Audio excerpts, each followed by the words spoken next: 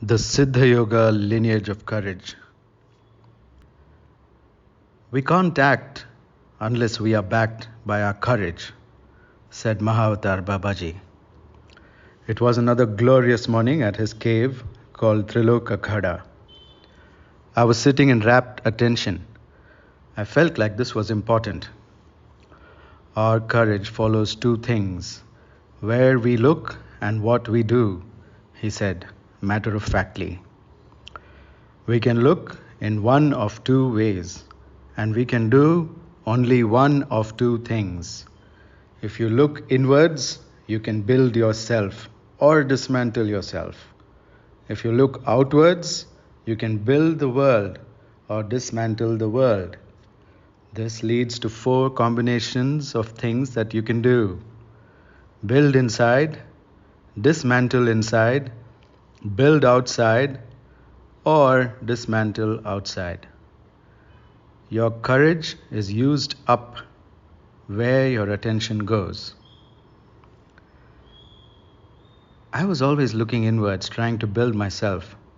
Before I met Babaji, I was getting my knowledge from books, various books, and various teachers, going to ashrams and learning yoga and getting their certifications.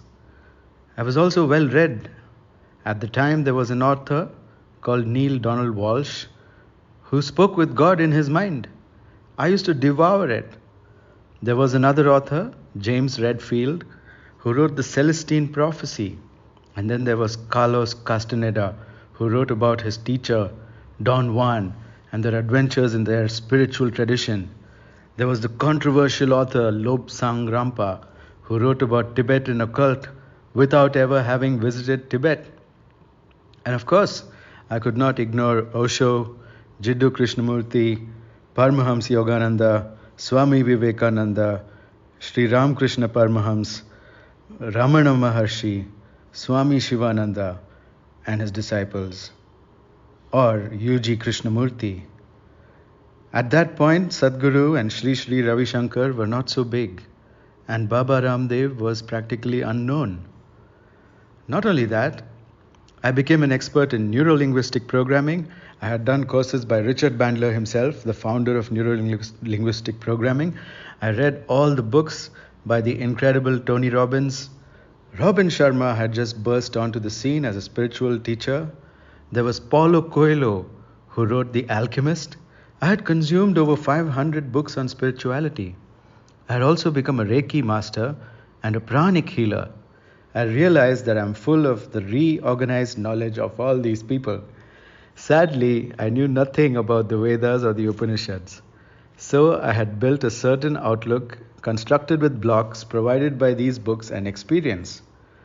I had identified as a spiritual seeker. A Siddha dismantles everything that they have learned inside, and that is your first job. And as you dismantle, you will experience yourself as the immortal Jiva, where you realize you're not this body, or this birth, or this identity that you have, but you're really a formless being.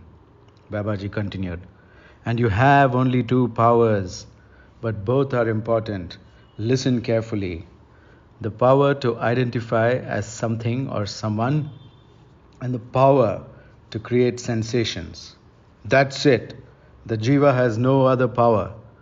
You can create 5 types of sensations: sound, smell, taste, feeling, and vision. And they give rise to the 5 great spirits that make up reality: sky, earth, wind, water, and fire. The power to identify is called asmita. The power to create sensations is called tanmatra. The 5 great spirits, which are the elements that render physical reality, are called bhuta.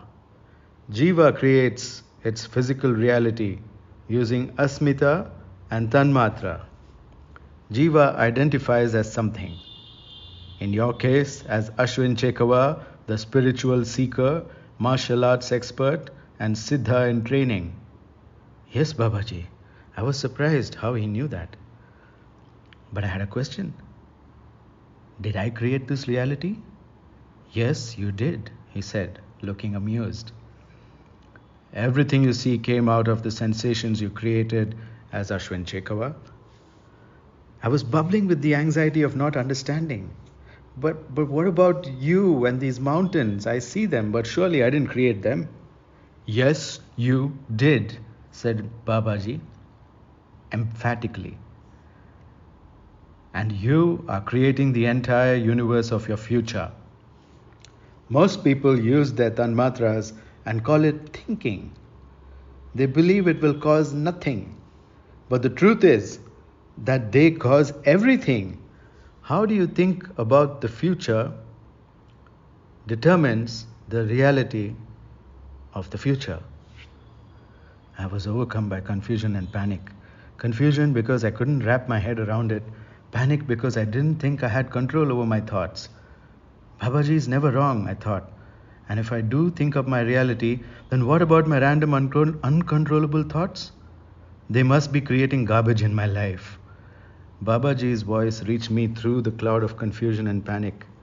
You may not remember thinking all this into existence, but you see the world exactly as you've thought it up. You perceive it exactly as you have thought it up. Every tea, every leaf on every tree, every ray of sunlight has been created by you. This was unbelievable, mind-blowing, and completely opposite to everything that I had learned. I could sense a thought, and it was, I want to master this. Babaji said, do you know where this knowledge comes from? I said, no idea, Babaji. The knowledge comes from Shiva. Shiva is the formless being who cannot be described.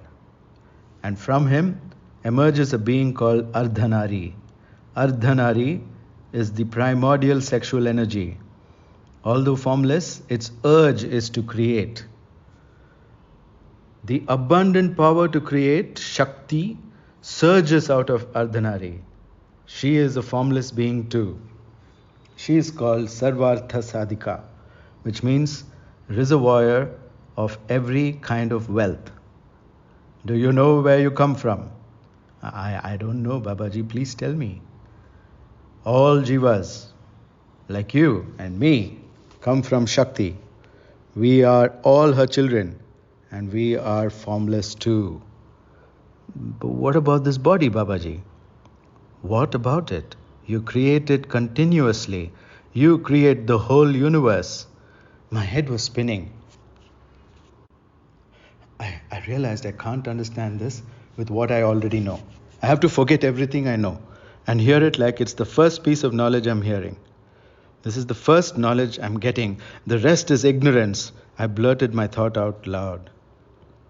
Very nice inner vibration. Babaji was pleased. Thanks, Babaji, but why are you so pleased? Don't change the inner vibration, he cautioned. Smell it. Smell the inner vibration of the words? I asked, perplexed. Precisely, he said, smiling. So I closed my eyes and put all my attention on my nose and thought, this is the first piece of knowledge I have ever received in this life.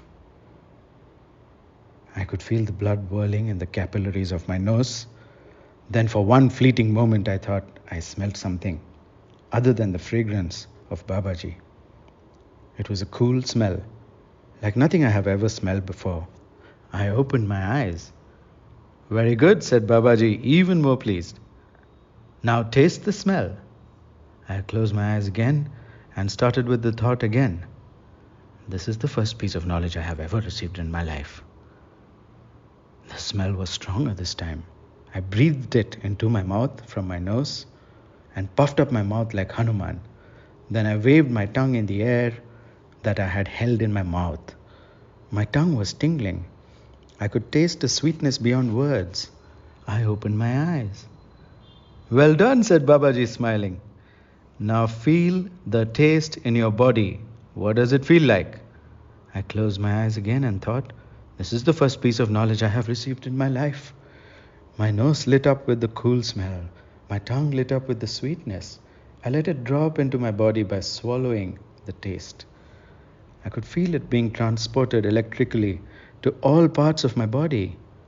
In a few moments, my whole body was buzzing with a feeling of exhilaration. I smiled and opened my eyes. Now let that feeling show you a vision. I closed my eyes and said to myself again, this is the first piece of knowledge I have ever received in this life. The same distinct smell and taste followed. The body felt even more accelerated. I brought my attention to the eyes. The place between my eyes started to throb. I saw a cave in the snowy mountains, and there was a rainbow of colored lights streaming out of that cave. It was really hard to describe. I wanted to look inside the cave, and I was inside. It was truly rainbow light land with its own sky and its own universe. Like I said, it's too hard to describe. And he was sitting right in the middle in peaceful meditation. Shiva. I couldn't stop looking, but I remembered Babaji was waiting for me to open my eyes. With great difficulty, I pried my eyes open. Babaji continued with a smile. There emerged at the very beginning a Jiva called Shankara. You can think of him as Shiva with form. That is who you saw right now, because all this knowledge found words through him. Shankara took human form, but he never forgot he is Jiva. He is the first Siddha and the first Guru. Parvati is also a Jiva in human form, who never forgot she is Jiva. She was the second Siddha. You can consider her as Shakti with form. Nandi was the third Jiva, who never forgot he is Jiva, becoming the third Siddha. He taught Agastya the powers of a Jiva, and Agastya Maharshi became the fourth Siddha.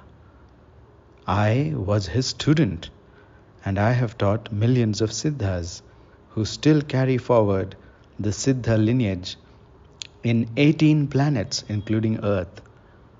You will be one of them. But in the Siddha lineage, you will be the 6th generation. Your name will be Guru Pashupati. Create it, he said. He continued. The Jiva called Shankar had once emanated as Pashupati, and he guided evolution on this planet. He took Jivas from being animals into being human beings. It was a huge jump, to jump from being monkeys to being humans, and that jump was facilitated by Pashupati. Humanity is in the need of another big evolution now, and this is the spiritual evolution. And since you will be leading that, your name is going to be Pashupati. I was shocked with this revelation. How many people am I going to teach? He said, you will teach millions. So be ready for this responsibility to initiate millions of people into being the 7th in the lineage. Even if you teach 1 million people, the whole of humanity will be taught. Create it, he said again. All right, so I'm going to be a guru printing machine, I said. And he started laughing. He said, yes, you are going to be. The inner dismantling was complete. I proceeded to take my courage outside, to dismantle knowledge structures that no longer serve us, and to simultaneously build knowledge structures that serve us all. And that is the story of our lineages of courage. I hope you enjoyed the story. If you aspire to be the 7th in the lineage and create unique value in this world and reach millions of people, then you should attend my upcoming webinar in July 2023. The webinar is called I Am, and it's going to teach you how to remember to be a Jiva. Once I deliver that, a lot of things are going to become clearer for you on how to take the next steps to being a Siddha, and I will teach you all of that. So if you're hungry for this kind of knowledge, come to my webinar. It's going to be on the 9th of July, 2023. It will be available for 24 hours only, and it is by invite only. If you want to be invited, please fill the form in my Instagram bio, instagram.com/Guru Pashupati.